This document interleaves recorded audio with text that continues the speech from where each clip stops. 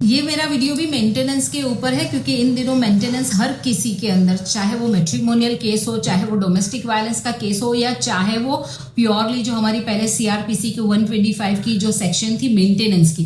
जो अभी बीएनएसएस की 144 बन चुकी है, तो उसके अंदर भी जब हम मेंटेनेंस मांगते हैं, खुद के लिए मांगते हैं, बच्चों के लिए मांगते हैं, तो जब मेंटेनेंस की बात आती है तो जो भी मेंटेनेंस मांग रहा है वो सोच रहा है कि मुझे तो सिर्फ मांगना ही है ना, और मैं मांगूंगी तो मुझे मिल जाएगा। तो वो जो अमाउंट होता है वो एग्जोबिटेंट अमाउंट होता है, यानी कि बहुत ही बड़ा अमाउंट होता है, जो शायद उसके हस्बैंड की अर्निंग से मेल नहीं खाता होता है। तो मैं कई बार मेरे क्लाइंट्स को भी ये समझाती हूँ कि आप सोच रहे हैं कि भाई मेंटेनेंस मांगना है तो मांग लो, भर भर के मांग लो। भाई घर का भाड़ा इतना होगा, हमारा खाने पीने का खर्चा इतना होगा, हमारे कपड़ों का खर्चा इतना होगा, हमारा मेडिकल खर्चा इतना होगा, हमारे बच्चे को घुमाने का खर्चा होगा, एजुकेशन का खर्चा होगा, वो बहुत सारी चीजें मिला के डाल देते हैं। देखो, यूजुअल हम लाइफ में रहते हैं तो हम मेडिकल का जो खर्च होता है वो साइड में थोड़ा सा रखते हैं, पर जरूरी नहीं कि हर महीने हमको मेडिकल खर्च आए। कई बार ऐसा होता है कि 6-8 महीनों तक घर में कोई बीमार नहीं होता है, और कई बार ऐसा होता है कि बैक टू बैक बीमारी आ जाती है, या फिर बहुत बड़ी बीमारी आ जाती है जिसके लिए मेडिकल खर्च बहुत ज्यादा चाहिए होता है। कई बार एजुकेशन की फीस इतनी नहीं होती, पर बच्चे जब भी हायर स्टडी के लिए जाते हैं तो तभी ज्यादा फीस की जरूरत होती है।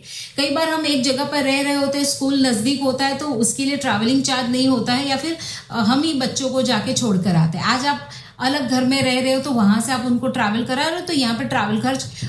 आपके साथ इंक्लूड हो जाएगा। तो बहुत सारे जो एक्सपेंस है, हम कहते हैं कि ये एक्सपेंस होते हैं, पर आइडियली अगर आप शादीशुदा होके अपने फैमिली के साथ रहते तो उस खर्चे में जिस तरह से आपका निभाव होता था उसी तरह से आपको मेंटेनेंस मांगना है। कई बार मेरे पास आते हैं क्लाइंट जो है, वो मेंटेनेंस बोलते मेरे हस्बैंड से आप 1 लाख मेंटेनेंस लेके दो, उसको बोलो कि मेरे को एक घर लेके दे। अभी जब आपने शादी की थी तब आपको पता था कि आपके हस्बैंड की जो सैलरी वो 25,000 रुपया है।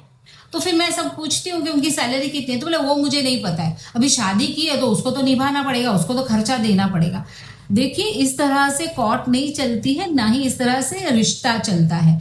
हमको बहुत ही प्रैक्टिकल होके सोचना पड़ेगा कि हमको पता था कि जब हमने शादी की तब उसकी सैलरी 25,000 थी, आज उसकी 35,000 है, और आप उनसे मांग रहे 75,000। तो 35,000 कमाने वाला अपना खुद का खर्चा निभाएगा, फैमिली का खर्चा निभाएगा, उसके पेरेंट्स हो गए तो उसका खर्चा निभाएगा, उसके बाद उसके पास जो बचेगा उसमें से वो आपको देगा, या फिर वो कोशिश करेगा कि वो अपने खर्चे में भी थोड़ी कटौती कर दे और आपको भी थोड़ा सा दे सके। तो बहुत ही